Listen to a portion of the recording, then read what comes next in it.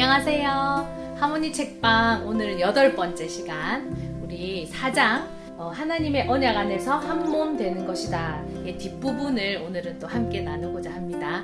지난주에 우리 기억나시죠? 이 결혼의 목적에 대해서 우리가 이야기하면서 그 영적인 우정에 대해서, 결혼 관계가 우리 우정의 관계로부터, 그 원리에서부터 출발한다는 것을 같이 나눴는데요. 이 성경적인 결혼의 목적에 대해서 제가 한 번 더 정리를 해드리면요, 서로 도와 장차 영광스러운 자, 곧 하나님이 마침내 이루실 새로운 피조물이 되기 위해서입니다. 이것이 결혼의 목적입니다. 남편과 아내가 함께 바라보아야 할 목표는 하나님의 나라의 보좌, 그리고 장차 얻게 될 티도 흠도 없는 거룩한 인성이라는 것입니다. 우리는 이렇게 완성된 상태가 아니라 새 사람으로 지금 지어져 가고 있는 과정에 있습니다. 그래서 그리스도인의 결혼에 있어서는 이제 사랑에 빠졌다는 의미가 이 상대방의 완벽한 모습에 반했다는 의미가 아닙니다.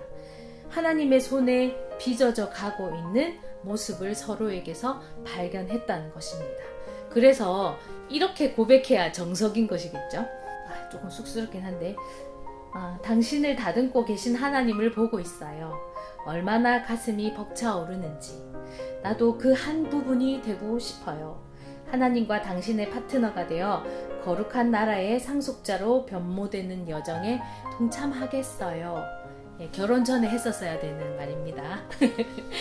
자, 그런데 우리가 저지르는 실수는 배우자를 이렇게 근사한 대리석 덩어리로 생각을 해야 되는데, 완성된 조각상을 기대하는 것입니다. 부부는 서로의 내면을 볼 줄 알아야 하고, 하나님께서 그 속에서 무슨 일을 하고 계시는지 인식하고, 또 그 사람이 이렇게 새로운 사람이 되어가는 과정에 함께 동참하는 감격이 있어야 합니다.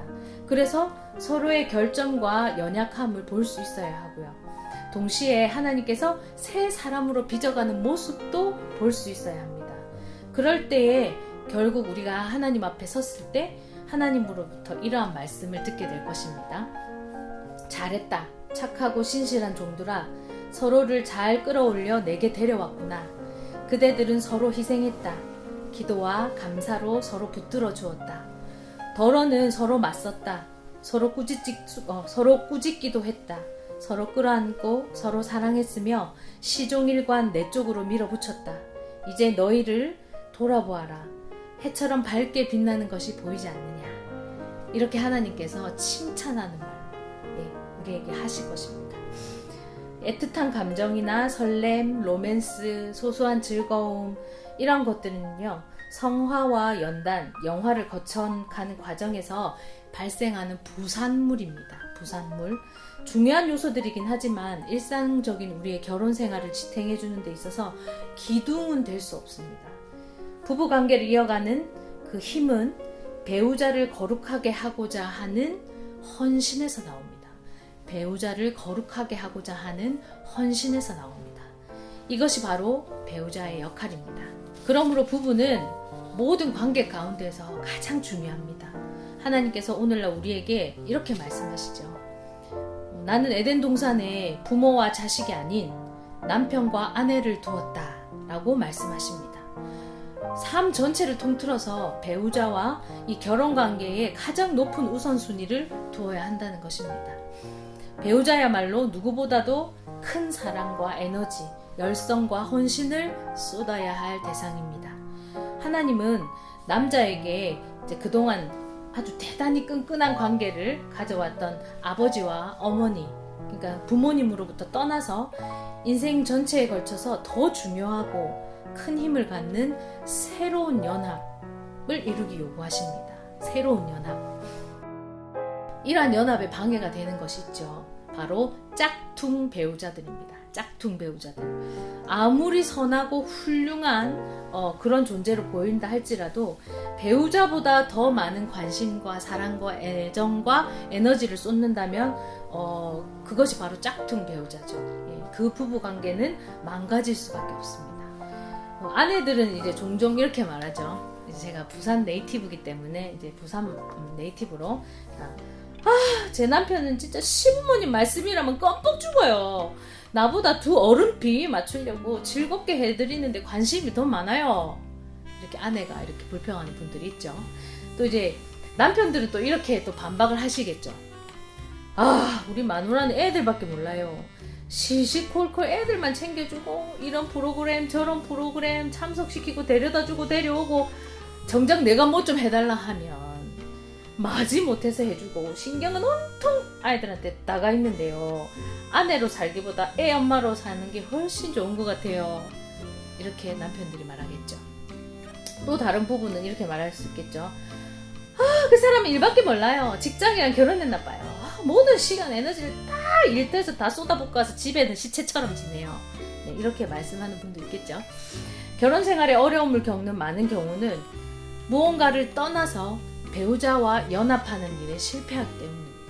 살아가면서 우리가 현실적인 갖가지 이슈들에 부딪힐 때마다 번번이 다투는 부부들이 있습니다. 이제 결정을 내리는 방식, 휴가를 어떻게 갈까, 아이를 어떻게 키울까 하는 이 모든 문제를 가지고 사사건건 이렇게 부딪히게 되죠. 많은 경우에는 이제 부모님에게서부터 어릴 때부터 배워온 그 방식을 그대로 고수하려고 하는 거죠. 우리 집에서는 다 그렇게 했어. 라는 식으로 무작정 서로의 기준을 막 내세우게 되죠. 배우자와 자신 모두에게 맞는 이 새로운 패턴을 찾으려고 하지 않고 부모님에게로부터 배운 그것을 서로 막 주장하게 되는 거죠. 이렇게 되는 것은 부모님의 집을 아직도 떠나지 못한다고 하는 거죠. 그죠? 이처럼 부모에 대한 과도한 의존 못지않게 또 심각한 또 짝퉁 배우자가 있습니다. 그것은 바로 자녀에 대한 지나친 집착이죠. 오늘날은 이 후자가 더 심각한 문제로 이제 부각되죠. 자식을 배우자보다 더 사랑하면 가족의 결속이 틀어지고요. 결국은 온 식구가 고통을 짊어지게 됩니다. 이 자녀 교육에만 매달리는 한 어머니에게 상담사가 이렇게 말했다고 해요. 좋은 엄마가 되는 최선의 방법은 남편에게 좋은 아내가 되는 것이며 그것이 바로 아이들에게 가장 필요한 일입니다. 이렇게 말했대요. 자식은 그냥 자식일 따름입니다. 배우자만이 채워줄 수 있는 우정과 그 사랑을 자식에게서 바래서는 안 됩니다. 이 결혼 관계는요, 그리스도와의 관계 또는 우리의 구원과 많은 부분이 닮아 있습니다. 복음을 통해 우리는 신랑이신 예수님과 결혼 관계를 맺게 됩니다. 주님께 삶의 주도권을 넘겨드리는 것입니다. 주님은 나를 중심에 두고 어떤 잡신들도 나보다 앞세우지 말라고 우리에게 말씀하십니다. 이것은 결혼 관계와 아주 유사하죠. 결혼 생활은 배우자와 그 부부 관계를 으뜸으로 여기고 부모, 자녀, 직장, 취미 따위의 그런 다른 짝퉁 배우자에게 한눈을 팔지 않아야 하고 그 짝퉁 배우자들이 우리의 배우자보다 더 앞에 나오면 안 되는 것이죠. 주님은 결혼을 인간 삶 전체를 통틀어서 가장 중요한 관계로 세우셨습니다. 하나님이 손수 만드신 제도이기 때문이죠. 결혼에는 인생 항로 전반을 좌우하는 힘이 있습니다. 아주 강력한 힘입니다. 그래서 어떠한 어려움 속에 살아간다고 해도 이 결혼 관계가 탄탄하면 그 사람 삶은 절대로 무너지지 않습니다. 하지만 다 갖춰져 있어요. 모든 것이 다 갖춰져 있어도 이 부부 관계가 허약하게 되면 큰 문제가 생기죠. 이처럼 결혼은 인생 항로의 방향을 바꾸는 강한 힘을 가지고 있습니다. 그러므로 우리 삶에 있어서 모든 인간관계 중에 최고의 우선순위에 두어야 합니다. 이처럼 결혼의 우선순위를 부여하는 열쇠는 바로 영적인 우정이 있습니다. 그것이 이번 장의 핵심 메시지였습니다. 결혼 생활은 하나님께 나가는 여정이죠. 하나님을 점점 더 깊이 알고 섬기고 사랑하고 닮아가도록 우리의 온 마음을 다해서 이렇게 서로 도와가는 것입니다. 바울은 결혼의 중요한 목적 가운데 하나는 티나 주름 잡힌 것이 없이 거룩하고 흠이 없게 하려 하심이라고 말합니다. 이 여정은 절대 혼자서 마칠 수 없는 여정이죠. 뜻을 같이 하는 친구들이 반드시 필요합니다.